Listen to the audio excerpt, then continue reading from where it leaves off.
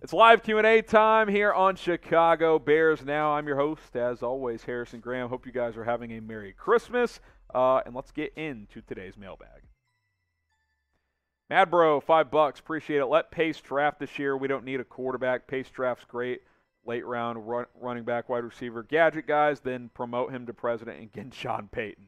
A lot going on there. Sean Payton, yeah, I'm down. Pace being in charge of the draft by himself, I don't know about that. I get what you're saying. He's better in the later rounds, and since the Bears don't have a first-round pick. But, I mean, is that just coincidence? Is that luck? I don't know. I think you got to get another member in this front office. Dylan with the super chat. We need a number one receiver. Yeah, I said that coming into this year. I was like, okay, I really like Darnell Mooney, but is he a number one? I'm not ready to say that. He's for sure a number two. He's a great route runner. He's fast. He's good after the catch. And he still could become a number one. I don't know if he'll ever be a dominant one, but he's a really good player. I'd love to bring in another established receiver, though. Chris Godwin. I know the ACL injury. Devontae Adams. Some of these other dudes as well. So, I think that's a valid point, Dylan. And that's something I've considered heavily. I think whether it's a true number one or, hell, you could just have two high-level number twos. Like, could you get him out Michael Gallup, who's a free agent from Dallas? He's not a one either, but him and Mooney would be pretty effective, I think. Benny the Bully, would you trade Fields straight up for any of the rookie quarterbacks this year? I would only trade him for Lawrence. Oh, the other rookies. It's hard to say. Coming into the draft, I liked Fields as my second-best quarterback. It was Lawrence, then Fields, then Wilson, then Lance, then Jones for me. I went back and forth on Fields and Wilson, but I think I settled on Fields because I valued his big game ability. It's a tough question because you just haven't seen these guys play enough. I'd be able to answer this question a lot better after next year. Bear Lover, could Chicago sign Chris Godwin, who we just mentioned, at a discount due to his ACL injury? It's hard to say. I think he's still going to get a lot of money, but he might get less years, right? Like maybe he gets 2 years and $40 million, $20 a year, but only on a 2-year deal. I think something like that could happen. He's going to make a lot of money, in my opinion. He's a great player, gets open, runs good routes, can play the slot, can play outside. So yeah, maybe a slight discount, but probably more so in the terms of the length of the contract instead of the annual amount, if that makes sense. Should the Bears sign Chris Godwin this offseason? Type Y for yes. Type in for no. Let's hear it. Should the Bears sign Chris Godwin? Be a nice weapon for Justin Fields. If you want to rep QB1, you can do so for only $90. You can get this Navy Fields jersey at chatsports.com/Fields jersey. That link will be in the comments. It'll be in the description. Shop today and pick up a brand new Fields jersey. Haunting history. How do you feel about Byron Leftwich as a potential coaching candidate? Good. I think he'd probably be in my top 5 or 6. Obviously, the Bucs got shut down by the Saints the other night, but that feels like an anomaly to me. Those sort of things happen in the NFL. But I've said before, I've said it again, I think he can connect with Justin Fields really well. He's young. He's played in this league at quarterback as an African-American, and that could matter when trying to connect to Fields. So, yeah, I mean, I think he would be a good candidate for the Chicago Bears. Eric Stark, how would you rebuild this offense around Justin Fields, head coach, offensive coordinator, specific players? I'm probably going to do a video about this, 5 ways to fix the Chicago Bears. Starts with the coach. You got to get the coach right, regardless of who that is. I won't even name guys specifically that I would get. Got to get the right coach.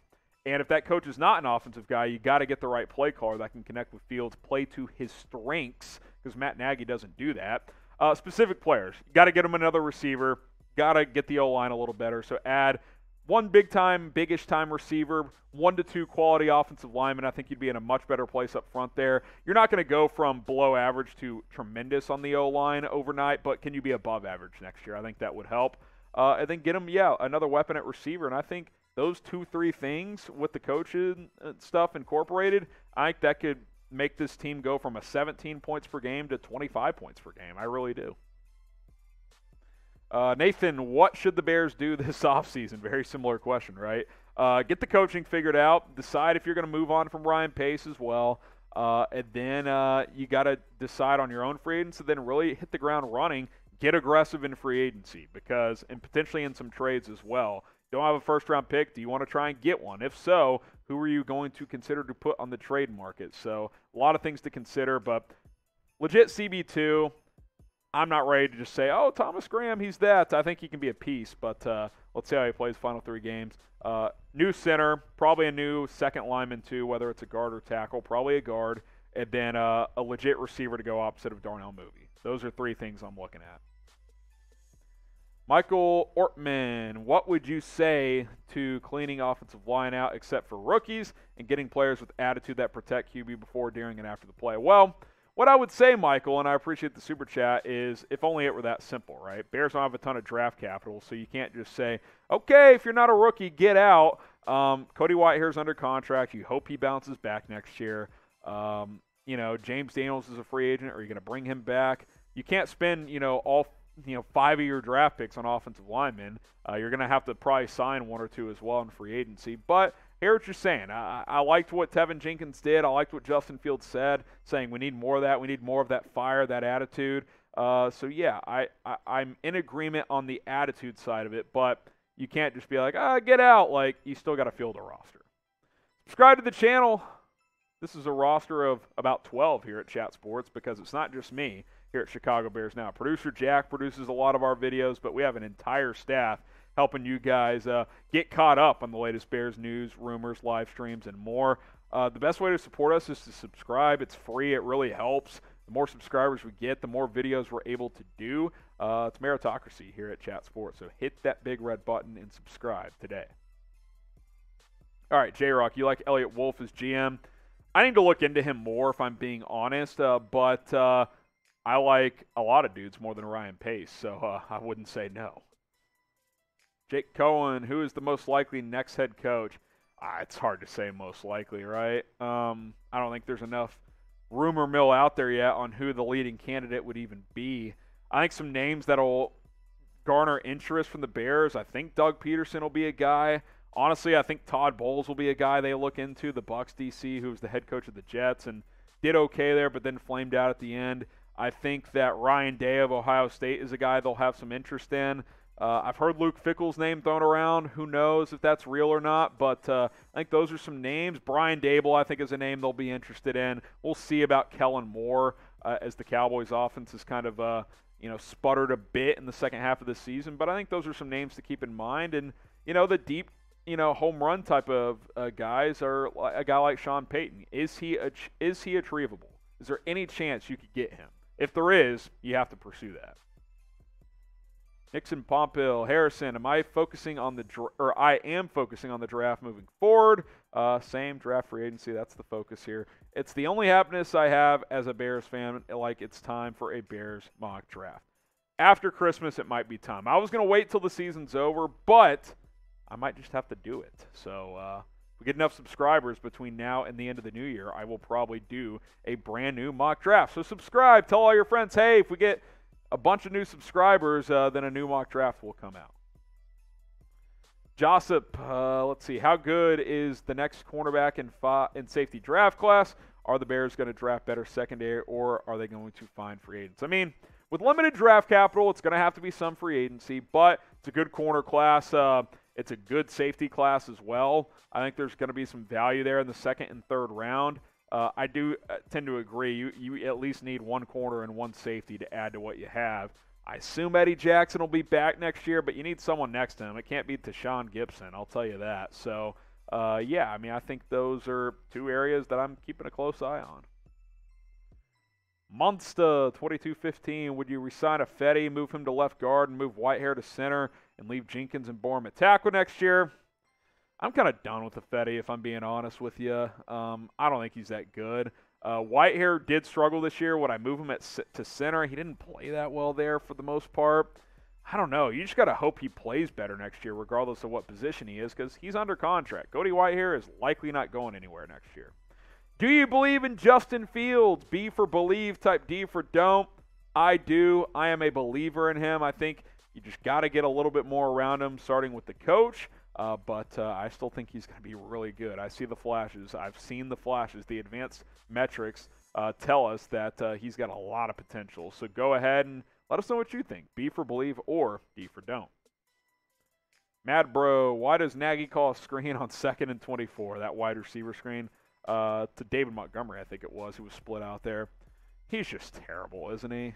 I mean, 2nd and 24, you're obviously not going to get it all back. That's a play. Try to get 10 or 12 yards. And sure, if a screen is blocked perfectly, you could pick that up. But if it's blown up, you're going to lose yards or get a no gain, and that's what happened. So that's something, hey, find Cole Kmet in the middle, 10 to 12 yards, give yourself a chance on 3rd down. But, he tried to get cute, and it got blown up.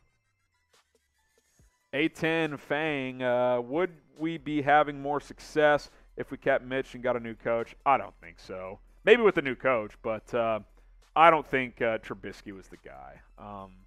I think he did some nice things here, but he's a backup for a reason, and he's not even a high-paid backup. So I don't really think that. I know a lot of you guys have started to ask that, and hey, you're entitled to your opinion. I'm entitled to mine. I think Justin Fields as a rookie has shown way more potential than Trubisky did as a rookie. Go watch Justin Fields' press conference after the game. He explains what happens on the 4th and 1 in terms of the coverage he saw from Minnesota and what they were doing. Pretty advanced stuff. I never heard Trubisky talk like that in terms of X's and O's. Mad Bro with the super chat. Position the refs to give us the Rodgers rate. That's funny.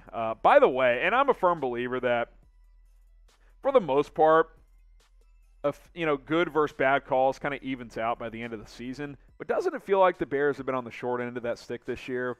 Maybe that means they'll get some calls go their way next year. But man, it feels like there's been some just brutal calls against the Bears this season. All right, one more super chat, and then we will wrap it up here. If the Bears can land a good, strong safety, you think Eddie Jackson could go back to being a great ball hawking safety?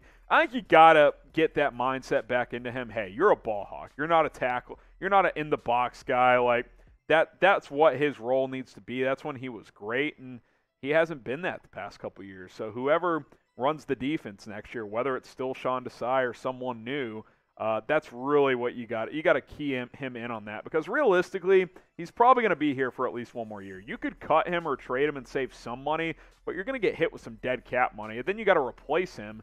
So are you even going to have enough money to bring in a decent player?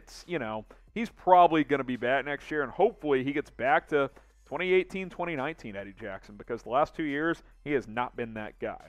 Appreciate you guys for submitting your questions. You can follow me on Instagram and submit some more at HGramNFL. That's at HGramNFL. Hope you guys are having a happy holidays.